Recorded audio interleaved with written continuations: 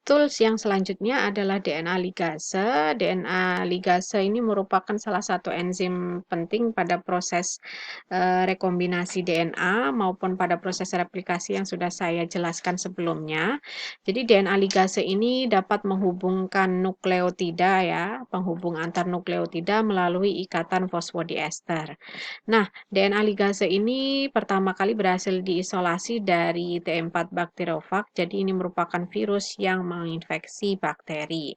Nah, peran dari DNA ligase ini adalah mengkatalisis pembentukan ikatan fosfodiester yang terjadi antara 3 aksen OH dari suatu untai DNA dengan gugus fosfat pada 5 aksennya gitu ya, dari untai DNA yang lainnya.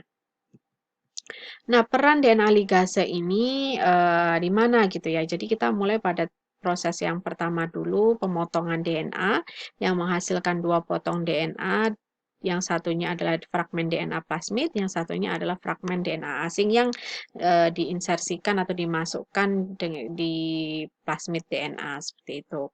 Nah, pemotongan ini menggunakan enzim restriksi yang sama, jadi proses, tahap cloning itu pertama kali dia harus, apa namanya, menghasilkan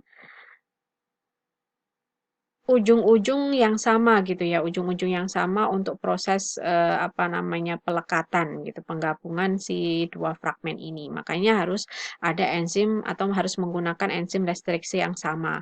Jadi ketika enzim restriksi yang sama digunakan, dia akan menghasilkan ujung bisa sticky end atau bisa blunt end yang sama gitu ya, dan sequence-nya itu juga sama gitu, yang merupakan pasangan basa komplemennya. Jadi misalkan di plasmid DNA ini ya, dia mengandung, segmen TTAA, maka di fragmen DNA asing dia mengandung AATTC gitu ya. Nah, AAT ini merupakan pasangan basa atau basa komplemen dari TTAA dari DNA plasmid, begitu juga ujung satunya. Tahap yang kedua adalah tahap, pemasangan basa. Jadi dari 2 fragmen DNA tadi, itu basanya mengalami pemasangan ya antar antar segmen DNA tunggalnya ini melalui annealing, pelekatan. Nah, ikatan yang terjadi di sini, ikatan antar basa nitrogennya adalah ikatan, hidrogen, seperti itu. Seperti A dan T ini dihubungkan oleh 2 ikatan hidrogen, kemudian kalau dia basanya berupa C dan G itu, bisa membentuk 3 ikatan hidrogen. Nah, yang berwarna merah dan kuning ini adalah tulang punggung dari DNA yang terdiri atas gula fosfat yang berulang, seperti itu. Nah, proses annealing ini atau pemasangan basa ternyata dia akan menghasilkan celah gitu ya, menghasilkan celah yang kemudian harus dihubungkan gitu ya, harus dihilangkan celah ini.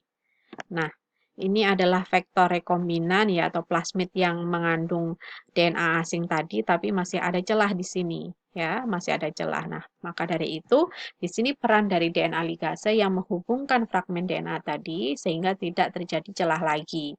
Nah, jadi ini adalah DNA ligase yang berwarna biru.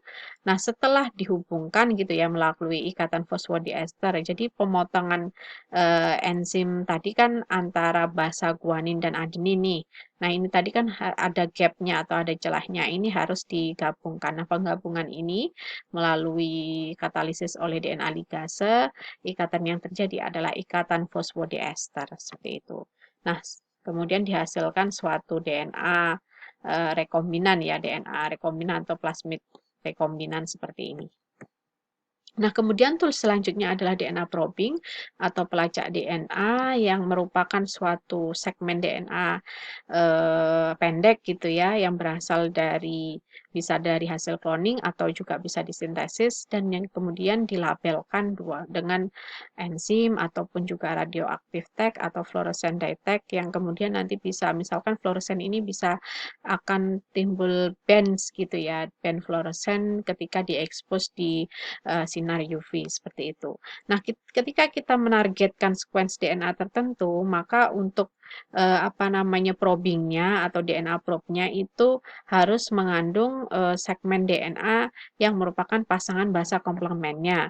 Jadi misalkan di sini target DNA yang diinginkan memiliki sequence CA, CA, CA, CA, maka probingnya itu harus mengandung basa TG, TG, TG, dan seterusnya. Nah, ini proses, apa namanya, probing menggunakan atau dilabeli dengan fluorescent detect ya. Kemudian nih, saya akan mulai membahas bagaimana proses, apa namanya, dari pembentukan rekombinan DNA tadi, yang kemudian, dilanjutkan dengan proses seleksi untuk mengetahui apakah benar DNA asing tersebut sudah berhasil di plasmid yang diinginkan gitu ya, plasmid yang digunakan. Nah, pada slide ini, saya tampilkan adalah salah satu plasmid gitu ya, yang pertama kali berhasil diidentifikasi atau dikonstruk gitu ya. Dan ini merupakan plasmid yang umumnya digunakan atau diekspresikan di E. coli. Plasmid ini, apa namanya, adalah plasmid PBr322 yang mengandung pasangan basa sebanyak 4.361. Nah, setiap plasmid itu pasti memiliki daerah ORI gitu ya, origin of replication, di mana daerah ini merupakan daerah dimulainya untuk proses replikasi dan juga memiliki sisi pengenalan terhadap enzim restriksi. Nah, plasmid ini juga harus mengandung apa namanya gen-gen resistensi terhadap antibiotik tertentu untuk proses atau untuk memudahkan proses seleksi gitu ya. Nah, jadi misalkan ini gen untuk resistensi ampicillin. Nah, gen untuk resistensi ampicillin ini di sini, kemudian dia juga apa namanya, ada sequence untuk pengenalan enzim restriksi PST1. Kemudian ada sisi pengenalan untuk restriksi EcoR1 dan seterusnya. Nah, bagaimana penggunaan dari plasmid ini ya? Kita mulai dari gambar ini yang lebih jelas. Jadi plasmid tadi itu apa namanya, dipotong oleh PST1 gitu ya, enzim restriksi PST1 untuk menghilangkan gitu ya, menghilangkan gen-gen yang berfungsi sebagai resistensi ampicillin. Jadi gen-gen tersebut diekspresikan yang kemudian bisa untuk resistensi terhadap ampicillin gitu. Nah, ketika dia sudah dipotong oleh enzim restriksi, dia akan membentuk struktur seperti ini yang kemudian bisa dimasuki oleh DNA asing yang apa namanya, yang sudah kita siapkan seperti itu. Nah, kemudian proses ligasi dikatalisis oleh DNA ligase. Jadi di sini apa namanya, akan dihasilkan rekombinan DNA atau vektor rekombinan gitu ya, yang sudah tidak mengandung gen-gen untuk resistensi ampicillin. Nah, tahap selanjutnya adalah tahap apa namanya, memasukkan si plasmid ini di DNA atau di sel inang gitu ya, di host cell gitu ya. Nah, proses ini disebut sebagai transformasi. Nah, transformasi ini dilakukan di sel E. coli. Kemudian apa namanya, setelah ditransformasikan ada proses seleksi menggunakan antibiotik tertentu gitu ya. Nah, jadi ini prosesnya, proses seleksinya. Jadi sel-sel DNA, bukan sel-sel DNA, sel-sel E. coli gitu ya, sel-sel E. coli ada yang sebagian berhasil apa namanya, dimasuki plasmid, ada yang sebagian tidak mengandung plasmid gitu ya. Nah, ini kemudian ditumbuhkan pada medium agar yang mengandung tetrasiklin, maka apa namanya, si E. coli tadi yang sudah mengandung plasmid DNA ini semuanya akan bisa hidup. Ya. Sedangkan E. coli yang tidak dimasuki plasmid itu tidak akan hidup di medium yang mengandung tetrasiklin. Nah, apa namanya, tadi kan kita memotong memotong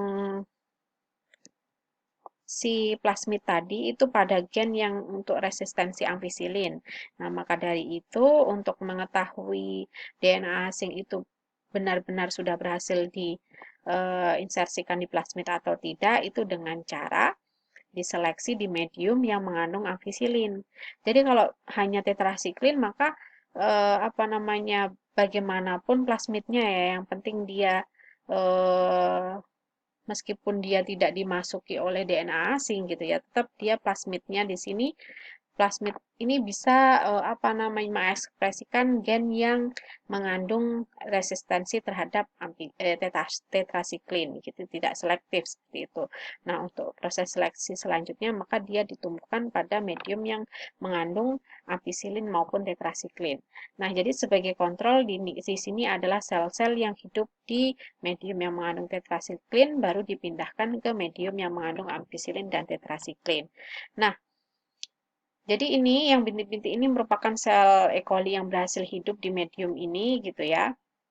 Nah, yang berhasil hidup ini merupakan sel-sel yang tidak diinsersikan atau tidak mengandung plasmid yang berisi DNA asing. Nah, sedangkan yang mati gitu ya, yang tidak hidup di sini ya, misalkan bagian ini ya, ini kan tidak ada tuh ya, di sini tidak ada. Berarti dia di medium yang mengandung ampicillin tetrasiklin itu tidak bisa hidup dia ya. Dia mati ya karena apa? Karena gen-gen untuk resistensi ampicillin tadi kan sudah dimasuki DNA asing. Sehingga di sini tidak akan hidup di medium agar yang mengandung ampicillin. Nah, maka dari itu apa namanya sel tersebut yang tidak bisa hidup di ampicillin dan tetrasiklin, maka dia adalah sel yang benar-benar mengandung plasmid yang berisi DNA asing yang kita inginkan seperti itu.